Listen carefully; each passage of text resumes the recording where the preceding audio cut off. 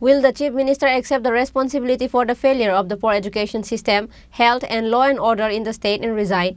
Left-wing student youth organization SFI, TSU, DYFI and TYF organized a protest rally in the capital on Tuesday raising this question. SFI State Secretary Sandipan Deb, DYFI State President Palas Bumik and other leaders were at the forefront of today's march.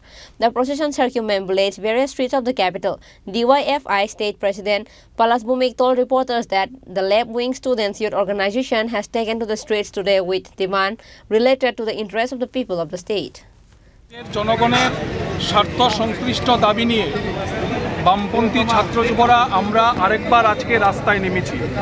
মূলত শিক্ষা, স্বাস্থ্য, কর্মসংস্থান এবং রাজ্যের বেহাল যে আইন শৃঙ্খলার পরিস্থিতি, এই ইস্যুগুলো নিয়ে বামপন্থীরা আজকে রাস্তায় নেমেছে। এসএফআই, ডিওয়াইএফআই, টিওয়াইএফ এবং টিএসইউ আমরা প্রতিবাদে সামিল হয়েছি।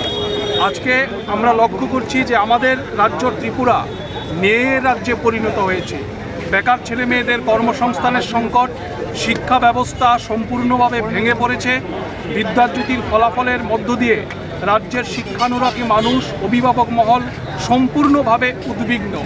স্বাস্থ্য পরিষেবার ক্ষেত্রে আমরা দেখছি রাজ্যের প্রধান রেফারেল হাসপাতাল, জিবি হাসপাতাল সহ রাজ্যের সর্বত্র প্রয়োজনীয় ওষুধপত্র পাওয়া যাচ্ছে না। চিকিৎসকের সংকট, নার্সের সংকট এবং যেটা উদ্বিগ্ন হওয়ার মতো ঘটনা, আগরতলা শহর এবং তার আশপাশ এলাকায় এমনকি সমগ্র রাজ্য জুড়ে চুরি, ডাকাতি, ছিনতাই ভয়ঙ্করভাবে বেড়েছে। আগরতলা শহরের উপকণ্ঠে শুট আউটের মতো ঘটনা ঘটছে। ফলে এই যখন রাজ্যের অবস্থা, তখন রাজ্যের মন্ত্রিসভা ব্যস্ত আছে পশ্চিমবাংলার লোকসভা নির্বাচন নিয়ে, শাসক দলের প্রধান ব্যস্ত আছে বিবাহ বার্ষিকী উদযাপনে। ফলে মানুষ রাস্তায় নেমেছেন, রাজ্যের মানুষ উদ্বিগ্ন। আমাদের রাজ্যকে বাঁচাতে হবে। রাজ্যের আইনশৃঙ্খলার পরিস্থিতি থেকে শুরু করে শিক্ষা, স্বাস্থ্য, কর্মসংস্থানের যে বেহাল দশা, তার হাত থেকে রাজ্যের মানুষকে রক্ষা করবার এই দাবি নিয়ে আমরা আজকে প্রতিবাদে সোচ্চার হয়েছি।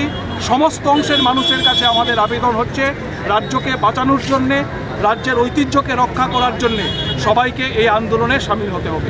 Reported by Pranav from Agartala, Chini Khorang.